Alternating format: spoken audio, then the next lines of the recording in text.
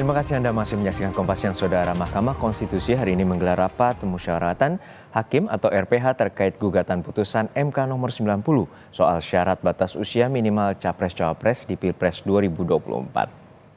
Ketua MK Soehartoyo dalam sidang perbaikan permohonan uji materi putusan MK perkara nomor 90 kemarin mengatakan RPH segera dilakukan agar proses gugatan tidak berlarut-larut. Gugatan sebelumnya dilayangkan mahasiswa Fakultas Hukum Universitas Nahdlatul Ulama Indonesia Brahma Aryana.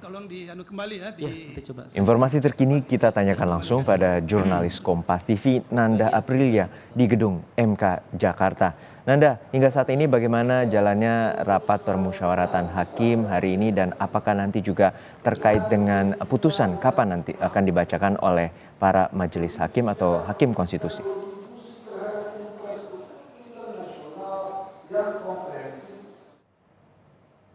Terkait dengan rapat pemusyawaratan hakim atau disingkat RPH, sebenarnya menurut informasi yang kami dapat ini direncanakan digelar pada pukul 8 pagi tadi. Namun kalau kami memantau sampai dengan saat ini memang masih belum dimulai untuk pengajuan rapat pemusyawaratan hakim atau RPH.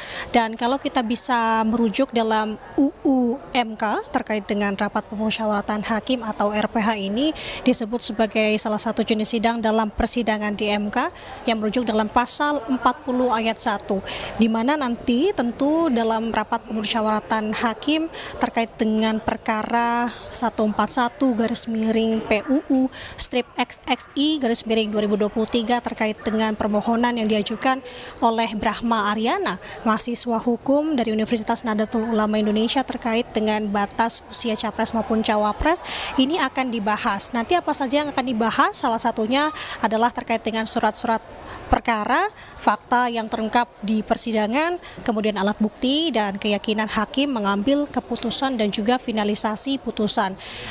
RPH hari ini dilakukan secara garis besarnya dilakukan secara tertutup dan dihadiri paling sedikit 7 orang hakim dari Mahkamah Konstitusi, yakni terdiri dari Ketua MK, Wakil Ketua MK, dan juga hakim yang ditunjuk.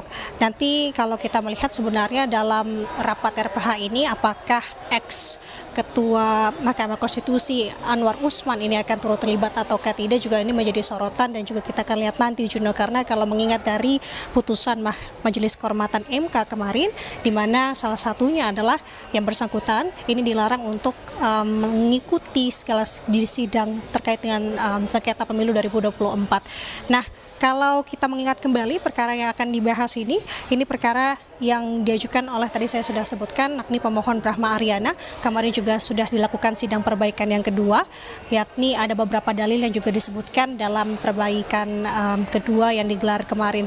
Juno. Ya Nanda, untuk saat ini apa dampak dari hasil putusan hakim terkait dengan gugatan perkara nomor 90?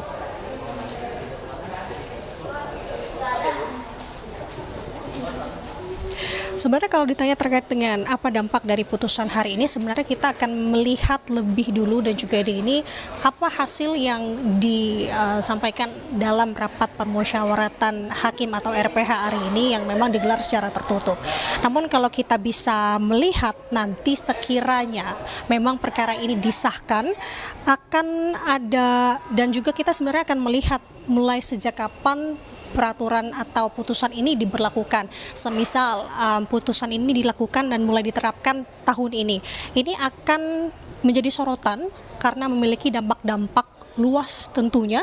Salah satunya yang pertama, poin akan berdampak dengan peraturan KPU atau PKPU yang kita ketahui bahwa baru-baru ini juga sudah melalui proses revisi atas putusan nomor 90 kemarin, yakni batas usia capres maupun cawapres. Ini juga menjadi sorotan karena untuk saat ini PKPU juga melakukan sudah direvisi begitu ya, di mana saat ini juga kita sudah masuk dalam tahapan pemilu 2024. Kemarin baru saja penentuan nomor urut dan terbaru tanggal 28 November nanti kita sudah masuk dalam masa kampanye kampanye. Tentu ini menjadi sorotan juga dan perlu diperhatikan apa impact ke depannya. Kemudian untuk poin kedua, posisi dari Cawapres Gibran Rakabuming Raka, pendamping dari Capres Prabowo Subianto, ini juga menarik menjadi sorotan karena untuk dari segi umur memang tidak bermasalah, Juno, karena mengingat ini di bawah dari 40 tahun dalam putusan dalam poin pokok petitumnya. Namun kalau melihat dari jabatan ini menjadi permasalahan karena terakhir jabatan yang diisi oleh Gibran adalah sebagai wali kota.